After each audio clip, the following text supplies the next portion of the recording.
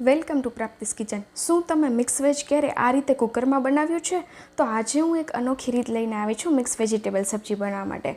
તેના માટે કુકરમાં આપણે 2 તીખા લીલા મરચાં, 1 ચમચી જીરું, 1 ચમચી આખા ધાણા અને અડધા તજનો ટુકડો સાથે 2 થી 3 તીખાના દાણા અને 2 થી 3 લવિંગ છે। બધું જ આપણે કુકરમાં એકાદ મિનિટ જેવું તેને શેકી લેવાનું છે, એટલે કે ડ્રાય રોસ્ટ કરી લેવાનું છે। કુકરમાં આપણે તેલ કે કશું જ ઉમેરવાનું નથી, એમ જ આ બધા જે મસાલા છે તે બધાને એકદમ સારી રીતે સાતળી લેવાના છે। તો અહીં 1 મિનિટ જેવું થઈ ગયું છે। જીરું અને ધાણામાંથી એકદમ સરસ સ્મેલ આવવા લાગી છે। હવે આ સ્ટેજ પર આપણે તેમાં 1 મોટી ચમચી જેટલું તેલ ઉમેરી દઈશું। તેલ ઉમેરી દીધા બાદ આપણે તેમાં બીજા બધા વેજીસ ઉમેરીશું। તમારે જે પણ વેજીસ આમાં ઉમેરવા હોય એ ઉમેરી શકો છો। હવે આપણે ગ્રેવી માટે પહેલાં તેમાં તો કાંદા ઉમેરીશું। તો 3 નંગ કાંદા હતા, જેના મેં મોટા મોટા ટુકડા કરી લીધા છે। સાથે જ અહીં 5 ટામેટાં છે મીડિયમ સાઇઝના, જેને મેં રેન્ડમલી ચોપ કરી લીધા છે। આ બંને વસ્તુ આપણે મોટી મોટી કટ કરી લેવાની છે। ત્યારબાદ અહીં બટેટા લીધા છે। 1 મોટા નંગ બટેટાને મેં સમારી લીધું છે રેન્ડમલી, તેના ટુકડા પણ ઉમેરી દઈએ। સાથે જ અહીં 1 મોટી સાઇઝનું ગાજર છે, જેની છાલ કાઢી અને મોટા ટુકડા કરી લીધા છે। અને અહીં 1 નંગ કેપ્સિકમના મોટા મોટા ટુકડા કરી લીધા છે। બધા જ વેજીસ આ રીતે આપણે ઉમેરી દેવાના છે। ત્યારબાદ વેજીસ ફટાફટ કૂક થઈ જાય તેના માટે અડધી ચમચી જેટલું નમક ઉમેરી દઈએ અને હવે બધું બરાબર હલાવીને મિક્સ કરી લઈએ। તો હું અત્યારે આ બધા વેજીસ લઉં છું અને મિક્સ વેજીસ બનાવું છું। તમે તમારું કોઈ પણ ફેવરિટ અથવા તો તમારી ચોઈસનું કોઈ પણ વેજીટેબલ અહીં ઉમેરી શકો છો। અને આ રીતે થોડું મોટું મોટું જ કટ કરવાનું છે, એટલે કે મોટા મોટા ટુકડામાં જ વેજીટેબલને આપણે કટ કરી લેવાનું છે। અને કોઈ પણ વેજીસની ક્વોન્ટિટી તમારે વધારે રાખવી હોય તો રાખી શકો છો।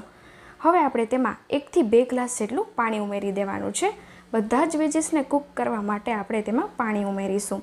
પાણી ઉમેરી દીધા બાદ કુકરનું ઢાંકણ ઢાંકીને ફક્ત 2 જ વિસલમાં આપણે આ વેજીસને કૂક કરી લેવાનું છે। તો 2 વિસલ બાદ કુકર ઠંડુ થાય ત્યારબાદ કુકરનું ઢાંકણ ખોલીને આપણે બધું વેજીસ કાઢી લેવાનું છે। ફક્ત ટામેટાં અને કાંદા જ રાખવાના છે, એ સિવાયનું એટલે કે કેપ્સિકમ છે, બટેટા છે, ગાજર છે, આ બધું આપણે અલગ કાઢી લેવાનું છે। અને કાંદાને ટામેટાં અને બીજા જે તેજાના મસાલા છે જે આપણે ઉમેર્યા હતા તે બધા રાખવાના છે અને તેની આપણે પ્યોરી બનાવી લેવાની છે કાંદાની અને ટામેટાની। અને આ જે વધારાનું એક્સ્ટ્રા પાણી હોય તેને તમે દૂર કરી શકો છો। તો આ રીતે આપણે બધા જ વેજીસને કાઢી લઈએ। આ રીતે મેં ઘણી બધી બિરયાનીની, પુલાવની અને બીજા પંજાબી વેજીસની સબ્જીની રેસિપી પણ મેં મારી ચેનલ પર પોસ્ટ કરી છે, તો મારી ચેનલને વિઝિટ કરો, જેમાં તમને સિઝનલ રેસિપીની સાથે આવી ઘણી બધી રેસિપી મળશે। તો અહીં આ વેજીસને આપણે બટેટાના થોડા નાના ટુકડા કરી લેવાના છે। ત્યારબાદ શાકના વઘાર માટે આપણે જાડા તળિયાવાળી કઢાઈ લઈ લઈએ અને એ કઢાઈમાં આપણે 2 ચમચી જેટલું તેલ ઉમેરી દેવાનું છે। તેલ ઉમેરી દીધા બાદ તેલ ગરમ થઈ જાય એટલે આપણે જે વેજીસ અલગ કાઢ્યું હતું તે બધું જ આમાં ઉમેરી દેવાનું છે। બટેટા છે, ગાજર છે, કેપ્સિકમ છે, તે બધું જ તેલમાં ઉમેરી દેવાનું છે। આ બધું વેજીસ ઉમેરી દીધા બાદ સાથે આપણે 1 વાટકા જેટલા લીલા વટાણા પણ ઉમેરીશું। આ લીલા વટાણા મેં સ્ટોર કરેલા છે તે લીધા હતા અને તેને આપણે બોઇલ નથી કરવાના કુકરમાં, આ રીતે આપણે પાછળથી જ ઉમેરવાના છે, કેમ કે તે ઓલરેડી સોફ્ટ હોય છે, એટલા બધા હાર્ડ નથી હોતા। તો હવે બધું બરાબર 1 થી 2 મિનિટ જેવું તેલમાં સોતે કરી લઈએ, જેનાથી એક ઉપર કોટિંગ આવી જાય અને એકદમ સરસ વેજીસ છે તે તેલની સાથે મિક્સ થઈ જાય। તો 2 મિનિટ જેવો સમય થયો છે। હવે આપણે બધું વેજીસને કાઢી લઈશું। તો મેં અહીં થોડા મોટા ટુકડા રાખ્યા છે, તમે ઈચ્છો તો શાકભાજીના નાના ટુકડા પણ કરી શકો છો। ત્યારબાદ આપણે તેમાં 1 ચમચી જેટલું ઘી ઉમેરી દઈશું। સાથે જ વઘારમાં તમાલપત્ર લેશું અને 1 મોટી ચમચી જેટલી આદુ અને લસણની પેસ્ટ છે। સાથે જ 2 તીખા લીલા મરચાંની સ્લિટ્સ કરેલી છે, તેને પણ ઉમેરી દઈએ વઘારમાં। હવે આદુ મરચાં અને લસણની કચાશ જતી રહે તેના માટે એકાદ મિનિટ જેવું આપણે પેસ્ટને છે તે તેલમાં સોતે કરી લેવાનું છે। આ રીતે તેલ અને ઘીનો મિક્સમાં વઘાર કરવાથી એક ફ્લેવર મળી રહે છે શાકને, તો બંને મિક્સમાં તમે એડ કરી શકો છો। ત્યારબાદ આપણે જે કાંદા અને ટામેટાને અલગ રાખ્યા હતા તેની પ્યોરી કરી લીધી હતી તે પણ ઉમેરી દઈએ અને હવે બધું બરાબર મિક્સ કરી લેવાનું છે। આપણે બોઇલ તો કર્યા છે ટમેટાને અને કાંદાને, સ્ટીલ આપણે અત્યારે ગ્રેવીને એકદમ સારી રીતે ઉકળવા દેવાની છે, જેથી કરી તેનો ફ્લેવર છે તે શાકમાં એકદમ સારી રીતે બેસી જાય। તો તેલ, ઘી અને આ પ્યોરી એકદમ સારી રીતે મિક્સ થઈ જાય એટલા માટે આપણે બધું બરાબર મિક્સ કરી લેવાનું છે, હલાવી લેવાનું છે। ગ્રેવીને ગેસની મીડિયમ ફ્લેમ પર 2 થી 3 મિનિટ જેવું કૂક કરી લેવાનું છે।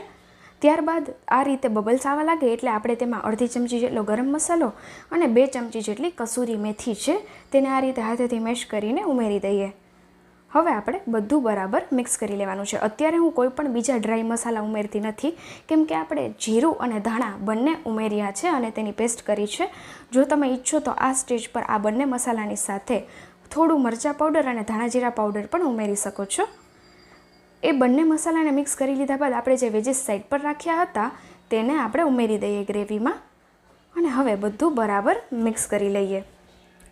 તો આ રીતે રેસ્ટોરન્ટ સ્ટાઇલ તમે મિક્સ વેજીસ હવે ઘરે સહેલાઈથી બનાવી શકો છો. એકદમ સહેલી રીતે મેં તમને બતાવ્યું છે. સાથે જ આપણે કુકરમાં બધું કૂક કરીને વઘાર કર્યો છે એટલા માટે મિનિટોમાં બની પણ જાય છે અને રેસ્ટોરન્ટ જેવો ટેસ્ટ તમને ઘરે મળી રહે છે. વેજીસને મિક્સ કરી લીધા બાદ 2 મિનિટ જેવું ઉકળવા દેવાનું છે. આ રીતે ગ્રેવીમાં બબલ્સ આવવા લાગે એટલે લાસ્ટમાં આપણે 1 થી 2 મોટી ચમચી જેટલી ઘરની ફ્રેશ મલાઈ ઉમેરી દઈશું અને બધું બરાબર મિક્સ કરી લઈશું. તમે ફ્રેશ ક્રીમનો પણ ઉપયોગ કરી શકો છો પણ હું જનરલી જ્યારે પણ કોઈ પણ પંજાબી સબ્જી બનાવું છું તેમાં ઘરની ફ્રેશ મલાઈ ઉમેરું છું. તેનાથી એક ક્રીમીનેસ આવે છે ગ્રેવીમાં, તો ચોક્કસથી ઉમેરવી ને બધું બરાબર મિક્સ કરી લેવાનું. તમે જ્યારે ફ્રેશ ક્રીમ અથવા મલાઈ ઉમેરો કોઈ પણ રેસિપીમાં ત્યારબાદ તેને વધારે કૂક નથી કરવાની. ફક્ત 1 મિનિટ જેવું હલાવીને મિક્સ કરીને ગેસની ફ્લેમ ઓફ કરીને એ રેસિપીને તમે સર્વ કરી શકો છો. તો આજે પણ આપણે અત્યારે એવું જ કરીશું. જ્યારે આપણે લાસ્ટમાં મલાઈ ઉમેરીએ ત્યારે ફટાફટ ગેસની ફ્લેમ ઓફ કરી દેવાની છે અને આ રીતે આપણે શાકને કૂક કરીને રેડી કરી લેવાનું છે. તો અહીં આપણું મિક્સ વેજ રેડી છે. તો ચલો ફટાફટ તેને સર્વ કરી લઈએ. તો લો, આજની આપણી અનોખી રેસ્ટોરન્ટ સ્ટાઇલ મિક્સ વેજ સબ્જી તૈયાર છે. જો તમને આ પસંદ આવે તો ચોક્કસથી ટ્રાય કરજો. સાથે જ ફ્રેન્ડ્સ એન્ડ ફેમિલીમાં આ રેસિપી શેર કરજો અને કમેન્ટ સેક્શનમાં જણાવજો કે તમને આ રેસિપી કેવી લાગી. સાથે તમારે આવા સિઝનલ રેસિપીના વિડીયો, વ્રતના વિડીયો અથવા તો તમારે કોઈ પણ એવી હેલ્ધી અથવા ડાયટ સ્પેશિયલ રેસિપી જોવી હોય તો મારી ચેનલને વિઝિટ કરો, જેમાં તમને આ બધી જ રેસિપી મળશે. સાથે જ અનોખા, ટેસ્ટી અને હેલ્ધી નાસ્તાની રેસિપીઓ પણ મળી રહેશે. તો આવી બીજી અનોખી ને ટેસ્ટી રેસિપી સાથે આપણે પ્રાપ્તિસ કિચન પર ફરી મળીશું. બાય. Thanks for watching.